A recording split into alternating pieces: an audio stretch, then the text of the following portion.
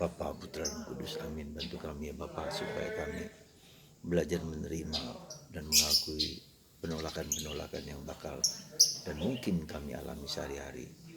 Dan ada rasa sakit ketika kami ditolak.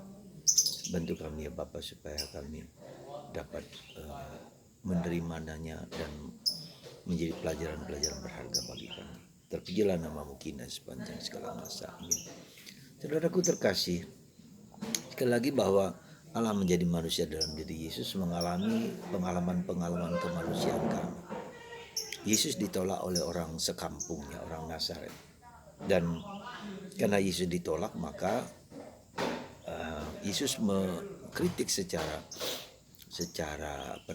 mungkin secara halus, secara tidak langsung, dengan memberikan contoh kepada Nabi Elia yang memberikan mujizat bukan kepada orang Yahudi, bukan kepada orang Israel, tapi kepada janda di Sarfat yang orang asing. Ya, nah di situ Elia memberikan mujizat kepada janda itu dengan memberikan makanan dan minyak yang tak akan habis-habisnya. Tidak hanya kepada Elia, tapi juga kepada Elisa. Jadi kesembuhan mujizat diberikan kepada Naaman, panglima besar dari Raja Aram. Meskipun kelihatan bahwa Naaman merasa hanya suruh mandi 7 kali berendam di sungai Yordan, pada mulanya dia ragu, enggan, tapi kemudian ketika diteguhkan, ya hal yang sederhana, hanya mandi aja apa repotnya gitu kan. Dan sembuhlah Naaman dari sakit kusta. Apa yang mungkin bisa kita pelajari dari contoh ini? Yesus ditolak. Tidak mesti, tidak selalu bahwa apa yang kita lakukan ya, itu diterima oleh orang lain. Kebaikan-kebaikan yang kita lakukan tidak secara otomatis menyenangkan hati orang lain.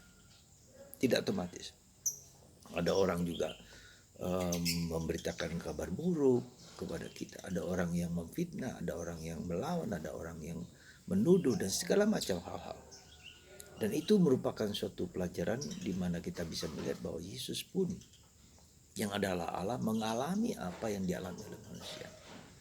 Jadi persis 100% pengalaman kita adalah 100% pengalaman Yesus juga. Dan ini menunjukkan kepada kita bahwa Allah sungguh menjadi manusia sama seperti kita, kecuali dalam hal dosa. Dan itu menunjukkan kepada kita solidaritas Yesus kepada kita manusia. Sekali lagi solidaritas Yesus ya, untuk sama seperti kita manusia. Dan karena solidaritas Yesus kepada kita manusia, maka kita punya semacam teman seperjalanan, teman seperjuangan, bahwa Tuhan pun ikut serta dalam penderitaan kita. Maka ini menjadi suatu kekuatan bagi kita supaya kita tidak putus asa. Ya. Sekali lagi kita tidak putus asa, kita tidak mudah frustrasi karena kita mengalami berbagai macam penolakan, berbagai macam masalah, berbagai macam kesulitan. Kita berjuang dan berusaha, tetapi juga tidak mudah untuk diterima oleh orang-orang sekitar kita.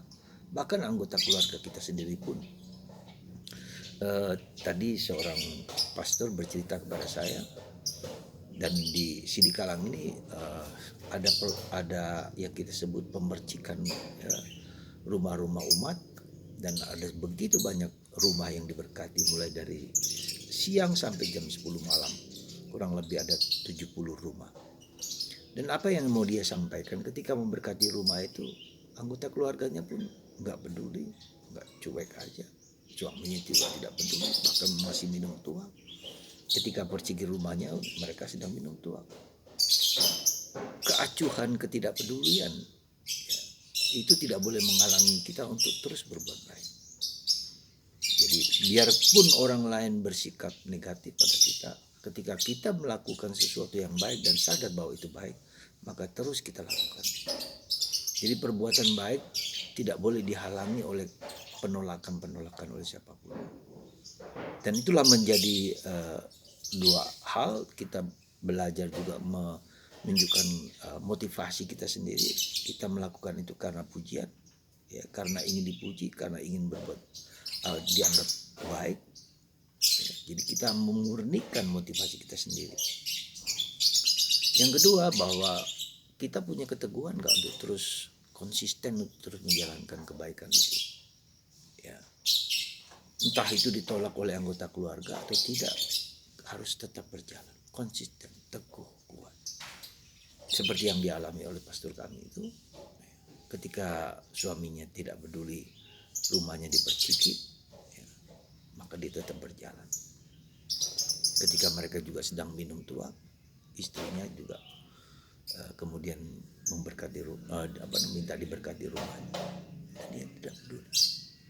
Jadi saudaraku, mari kita tetap teguh kuat meski ditolak.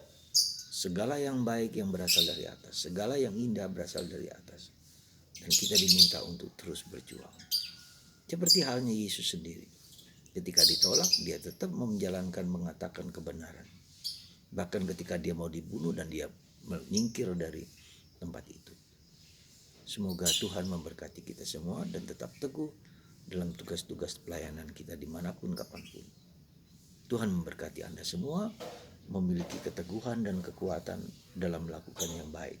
Segala yang baik, meski ada tantangan, kita terus jalan. Tuhan memberkati Anda dan saya, Bapa, Putra, dan Roh Kudus. Bapa, Putra, dan Roh Kudus. Amin.